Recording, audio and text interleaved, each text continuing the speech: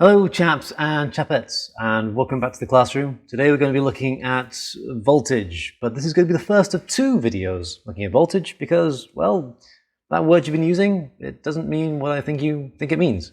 So, let's get started. Today we'll be looking at something called e.m.f, which is short for electromotive force. And a couple of things you need to know for this one.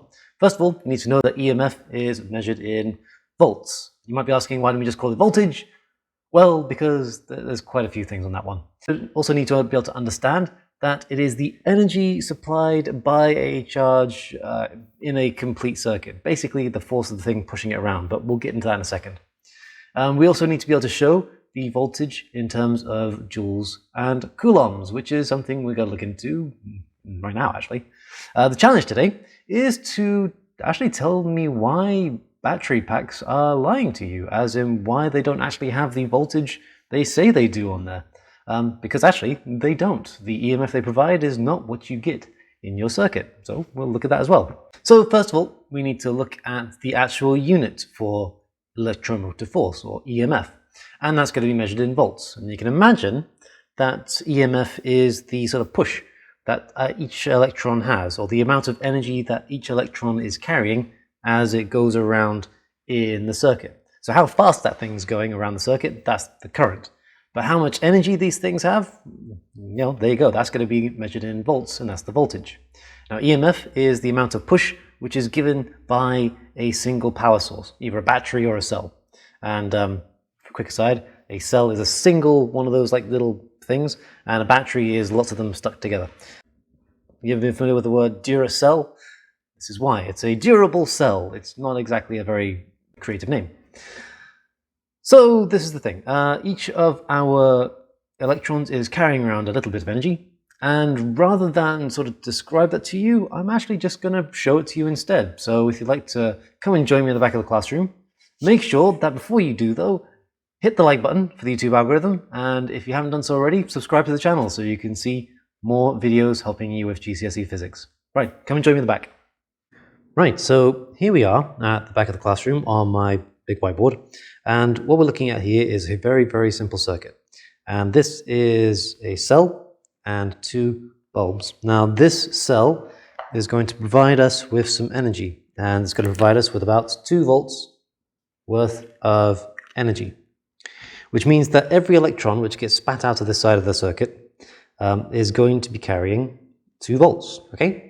Now we're going to pretend that these 2 light bulbs have the same resistance on there. That'll become important later on. Don't have to worry about it now, but will be in the next couple of videos. So these 2 things require the same amount of energy. Now, what we can imagine that is our electron here has got a little backpack, okay? And inside that backpack, we are carrying 2 volts. So 1, 2. So 2 little volts of energy. And as it goes around the circuit, when it gets to this light bulb, it's going to throw 1 volt of energy into the light bulb, okay? And that's the idea there. When it gets to the second one, it will then throw its second volt of energy in there, which means that we've lost 1 volt across this thing, and we've lost 1 volt across this thing. So our electron started off with 2 volts over here, it has 1 volt here, and now it's got 0 volts there, and well, there you go. This is the idea of an electron carrying a certain amount of energy, carrying some voltage. So we have this idea of the electron carrying energy, and it distributes it as it goes. So what does that look like in kind of formula form? Well, this is the thing it looks like. If we just take our equation for voltage here, say voltage, volt is going to be equal to the energy carried by a charge. Okay? So what that means is that every electron is going to be carrying that thing. So we can then rewrite that as this. Voltage, go back up to here, voltage is going to be equal to the energy carried by each charge. Q actually should be Q. So EVQ. So the units for voltage are, look at there, the units for voltage are joules, and the units for charge is C. So a volt is going to be 1 joule divided by charge. And, well, there you go.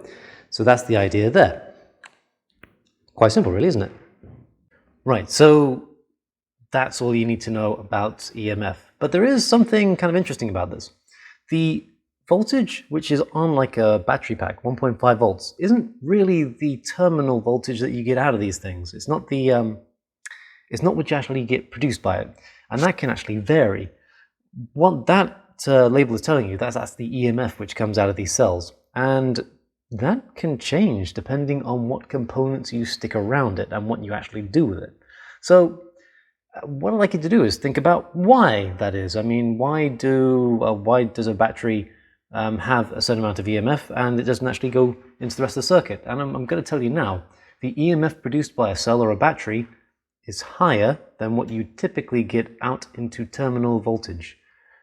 And that's the only hint I'm going to give you. I look forward to seeing what your answers are in the comment section below.